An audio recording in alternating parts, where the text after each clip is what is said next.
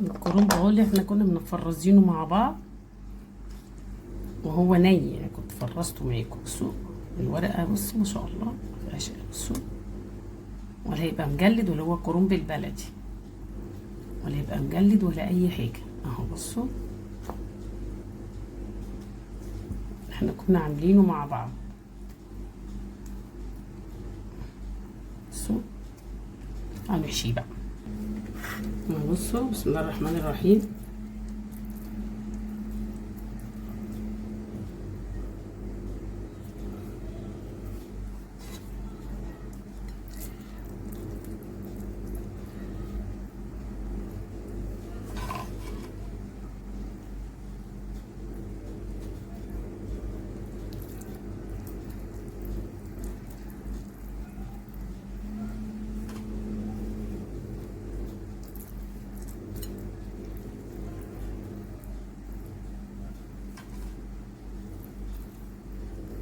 طبعا ايه الكرنب دلوقتي كتير، اللي هو البطه ده بيبقى جميل جدا. انا بقى شخصيا بحبه، يعني انا شخصيا بحبه، بس انا كنت مفرزه ده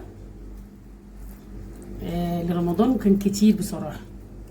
فما لقيت عندي كده كم، لقيت عندي كيس، قلت ايه اعمله، لان انا كنت في رمضان تعبانه يعني الحمد لله، فما عرفتش اوريهولكم اللي هو متفرز ده. لكن انا بحب البطه، بيبقى جميل وناعم وحلو قوي في السوا.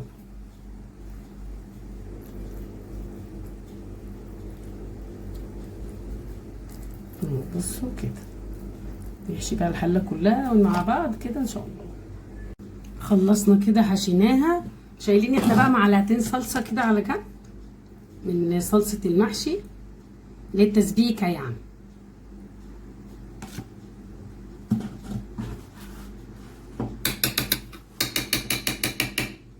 تيجي بقى بسم الله الرحمن الرحيم كده ايه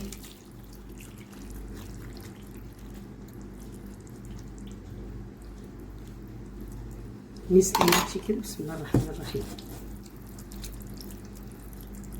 هو كده تمام، وهنبتدي بقى نحطه على النار.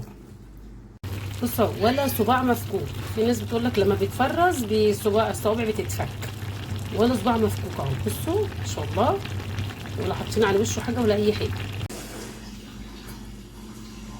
بصوا اهو، في ناس بيقولوا ايه ده بيفك لما بيكون مفرز ده بيفك، ولا اي حاجه اهو. بصوا بسم الله الرحمن الرحيم. بصوا واحد بوحدته ازاي.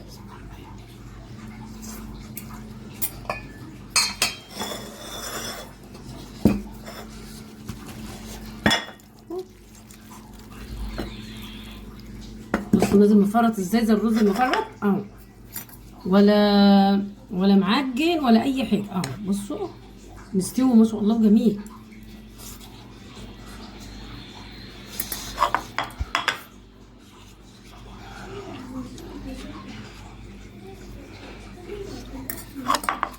سخن مش عارفه اتكلم مش عارفه اتكلم من سخونيته. بصوا ده ما شاء الله في منتهى الجمال،